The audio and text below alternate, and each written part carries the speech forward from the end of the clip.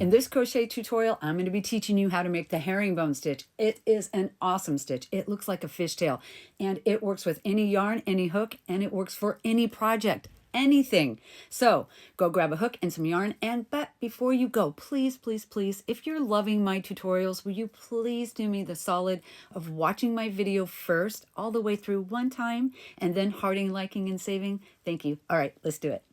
The herringbone stitch needs to be worked in an odd number of stitches. So for this tutorial, let's chain 11 and meet me back here. Now we're going to skip the first chain next to the hook and go into the second chain and work a single crochet.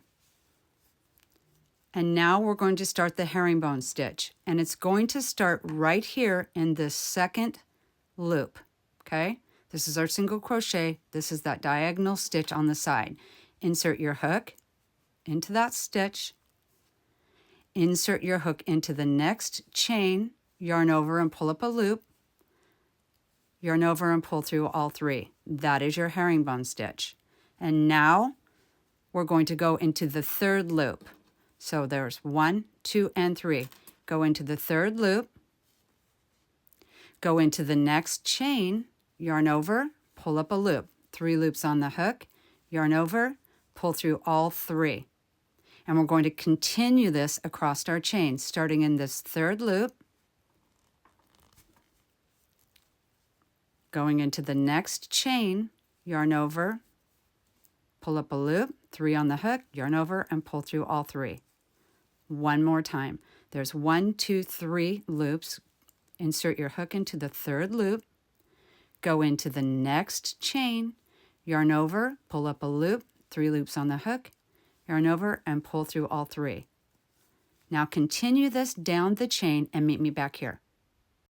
Now for round 2, we're taking things up a notch. We're going to chain 1 and turn our work. And guys, if you haven't figured it out already, your tension should be looser for this stitch. It just is easier to go into the stitches with looser tension. So for round 2, you're going to be working everything in reverse, meaning we're going to be working from the back to the front. You got this, don't worry. So to work our first single crochet, just like we did in row 1, we're going to come from behind the work, go into that first stitch, yarn over, pull up a loop. As we pull the loop through, we're turning our wrist out and towards us in a circular motion towards us, okay? And then pull through, and that's our first single crochet. Now, instead of going through this front loop here, we're going to work everything from the back. So we need to look at the back and find that 1, 2, that second loop, push our hook through that second loop. It's a little awkward in the beginning, no biggie, okay? And then now come into our next stitch, yarn over, pull it up again with that swooping motion and pull through all 3. And we're going to do that all the way across. Now we have 3 loops, 1, 2, and 3 on the back. Go into that back third loop, and the looser you crochet, the easier that loop will be to get into. Go into the back of the next stitch, yarn over, pull your hook through and twist it forward.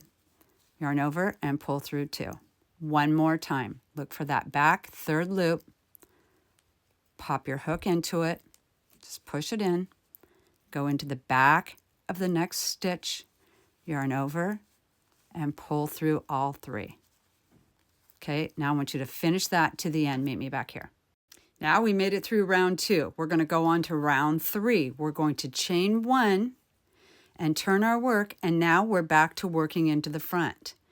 Single crochet into the first stitch. Insert your hook into that second loop. Go into the next stitch, yarn over and pull up a loop, 3 on the hook, yarn over and pull through all 3. Now we're back to the 3 loops, 1, 2, and third loop, go into it, go into the next stitch, yarn over and pull up a loop, yarn over, pull through all 3. One more time, third loop, next stitch, yarn over and pull up a loop. Finish your row across, meet me back here. And there you have it. Now all you need to do is repeat rows 2 and 3 for as long as you want your project to be. And your project's going to look like a beautiful fishtail. If you like this tutorial, please smash that subscribe button and let me know down in the comments what other tutorials you'd like me to do. Love you. Bye.